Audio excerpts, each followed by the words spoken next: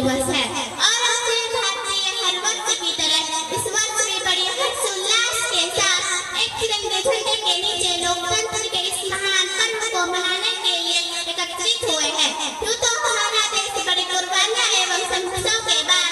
गोरे अंग्रेजों की गुलामी की जंजीरों और बेड़ियों को तोड़कर 15 अगस्त 1947 को आजाद हो गया था, परंतु इस देश को सुचारू रूप से चलाने के लिए कुछ खास नियम कायदे एवं कानून की आवश्यकता होती है, जो समय हमारे पास नहीं थी। जिस सरकार किसी कारोबार को सुचारू रूप से चलाने के लिए कुछ नियम कायदे कानून की आवश्यकता होती है, ठीक उसी प्रकार देश की सारी व्यवस्थाओं को चलाने के लिए कुछ बुनियादी नियम कानून की आवश्यकता थी। अतः आजादी के बाद 1 अगस्त 1947 को संविधान सभा में पहली बार एक कमेटी का गठन किया गया, जिसे ड्राफ्टिंग कमेटी नाम दिया गया, जिसकी अध्यक्षता डॉक्टर भीमराव अम्बेडकर कर रहे थे। डॉक्टर भीमराव अम्बेडकर की अध्यक्षता वाली ड्राफ्टिंग कमेटी ने पहली बार 4 नवंबर 1947 को संविधान का प्रारूप संविधान सभा में पेश किया। तत्पश्चात 2 साल 11 महीने 18 दिन के बाद डॉक्टर भीमराव अम्बेडकर की अगुवाई में कड़ी मेहनत एवं कठिन परिश्रम के पश्चात देश को बेहतर ढंग से चलाने के लिए